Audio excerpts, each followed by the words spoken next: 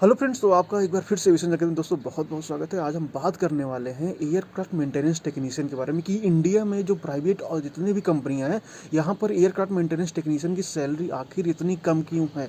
Like company कम पे करती हैं तो उसके पीछे कुछ ना कुछ तो रीज़न है, कुछ ना कुछ तो कारण है क्यों इतनी कम सैलरी पे करती हैं एक एयरक्राफ्ट मेंटेनेंस टेक्नीशियन को। लाइक एयरक्राफ्ट मेंटेनेंस इंजीनियर की सैलरी तो बहुत ज़्यादा हाई-फाई होती है, सभी को बातें पता है। उनकी सैलरी लगभग डेढ़ 2 लाख कुछ इस प्रकार से लाख के ऊपर ही स्टार्ट होती है उनकी सैलरीज़।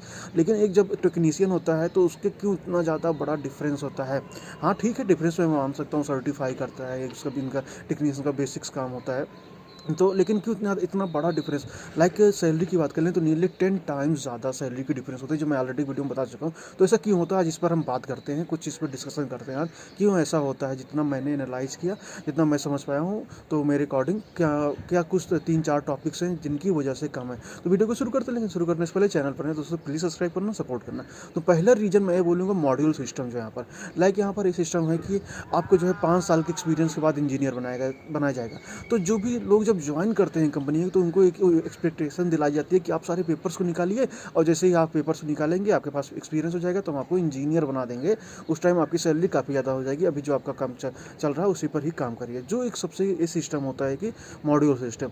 लाइक उनका एक्सपीरियंस बढ़ने के साथ साथ भी उनको ये स्टार्टिंग टाइम में उनकी इतनी ज़्यादा सैलरी इंक्रीमेंट नहीं की जाती है यहाँ पर टेक्नीशियनों की। तो उसका जो सबसे बड़ा रीज़न मुझे ये लगता है कि यहाँ पर मॉड्यूल सिस्टम होता है कि पेपर्स को आप क्लियर करो। यहाँ तक पेपर क्लियर करने के बाद भी नहीं होता, उनसे बोला जाता है कि आप जो एक्सपीरियंस गेन करो। लाइक पहला जो है मॉड्यूल है, दूसरा मैं बोलूँगा एक्सपीरियंस की प्रॉब्लम रहती है।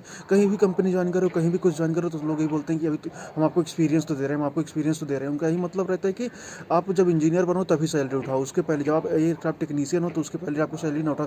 और लाइक सभी लोग तो इंजीनियर बन नहीं पाते, तो इसके लाइक जिनके पेपर्स नहीं होते या कभी कभी कंपनी की तरफ से भी अपॉर्चुनिटी नहीं मिल पाती, सभी लोग तो इंजीनियर बन नहीं पाते।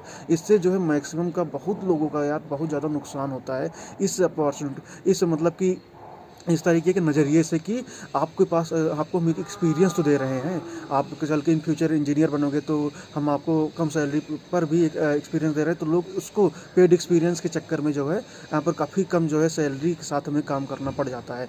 हमें क्या, जितने भी एयरक्राफ्ट टेक्नीशियन हैं सभी को एक कम सैलरी पर काम करना पड़ जाता है। सिर्फ और सिर्फ उसका ये रीज़न है कि हम आपको आगे चल के इंजीनियर बना देंगे 5 साल बाद, 6 साल बाद। तो ये एक बहुत ज़्यादा ख़राब सिस्टम है यहाँ का कि आप जब हो एयरक्राफ्ट टेक्नीशियन जिस पोस्ट पर आपको उस पोस्ट के लायक सैलरी नहीं प्रोवाइड करती, जो मैं ऑलरेडी बता चुका हूँ।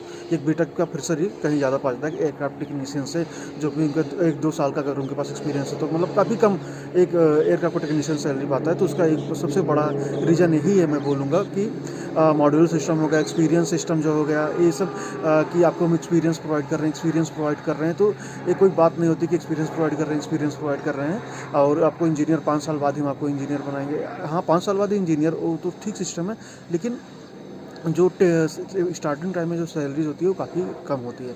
अगर हम और कुछ बात करें तो कोविड तो सभी को पता है। कोविड के कारण लगभग 2 साल से, पिछले 2 साल 3 साल से जिसकी जो सैलरीज थी उसी पोजीशन पर ही रुकी हुई है। उनकी कुछ भी सैलरी इंक्रीमेंट नहीं हो पा रही है, ना ही सैलरी उनकी बढ़ रही है। सबसे बड़ा रीज़न यहाँ पर हम ये बोलेंगे कि कोविड सिस्टम है। और जो चौथा हमारा मेजर प्रॉब्लम है वो है डिग्री डिप्लोमा का ना होना इस फील्ड में। लाइक डिग्री एंड डिप्लोमा जो है कुछ भी नहीं है यहाँ पर, तो ये सबसे बड़ी प्रॉब्लम है। लोग कोई भी अगर एम ई कर रहा है, कोई भी अगर बाहर आया, एम ई कोर्स कंप्लीट किया होगा, फिर वो बाहर आ रहा है, अब कहाँ जाएगा? वो जा सकता है सिर्फ एविएशन ही ज्वाइन कर सकता है, उसके अलावा कुछ नहीं ज्वाइन कर सकता। सबसे बड़ा रीज़न है कि उसको किसी भी प्रकार की डिग्री नहीं देते। लाइक डिग्री प्रोवाइड करोगे तभी तो कोई और एग्ज़ाम दे पाएगा, कहीं और जा पाएगा, लेकिन यहाँ के सिस्टम में किसी प्रकार की डिग्री नहीं मिलती। आपको भी बातें पता होंगी कि डिग्री नहीं प्रोवाइड कर सकते, वो सर्टिफिकेशन कोर्स होता है। तो ये सबसे बड़ी प्रॉब्लम हो जाती है, क्योंकि उसके पास एविएशन के अलावा और कोई ऑप्शन ही नहीं रह जाता। अगर उसको कहीं और जाना है तो उसको डिग्री लेनी पड़ेगी।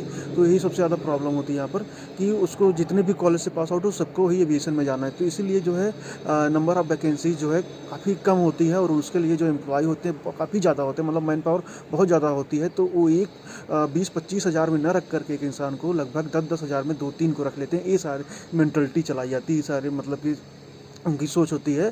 तो ये भी बहुत बड़ी प्रॉब्लम है कि डिग्री, अगर लाइक डिग्री होती तो लोग और भी फील्ड में जा सकते थे। लाइक एरोस्पेस में कहीं पर भी जो हो गया, बहुत सारे HL हो गए, इन सभी जगहों पे जा कर के वो इंजीनियर टेक्नीशियन बन सकते थे। अभी भी बनते हैं, लेकिन कुछ और सिस्टम होता है। लेकिन अगर डिग्री यहाँ पर होती तो उनको और बहुत सारी, एक एएमई को, एक एयरक्राफ्ट मेंटेनेंस स्टूडेंट को बहुत सारी अपॉर्चुनिटी मिल सकती है, लेकिन यहाँ पर नहीं होती। तो ये भी बड़ा रीज़न है कि बहुत ज़्यादा नंबर ऑफ स्टूडेंट बहुत ज़्यादा हो जाते हैं और उनको सभी को ही एविएशन में ही जाने की बस एक ही रास्ता होता है कि एविएशन में ही जाना है उनको, वहीं पर कुछ बनता है। तो इसलिए जो नंबर स्टूडेंट बहुत ज़्यादा रहते हैं और वैकेंसीज कम रहती है, तो एक ही जगह पर जो है जिसको 25-30 तो दे सकते हैं, उसके बजाय 3-3 को रख लेते हैं। तो कुछ इस प्रकार से मेंटलिटीज़ काम की जाती है, शायद इसलिए भी काफ़ी ज़्यादा कम सैलरीज हैं। दोस्तों, आई होप आपके लिए वीडियो यूजफुल रहा, इन्फॉर्मेटिव रहा। चैनल पर प्लीज़ सब्सक्राइब करना, सपोर्ट करना। Thank you for watching.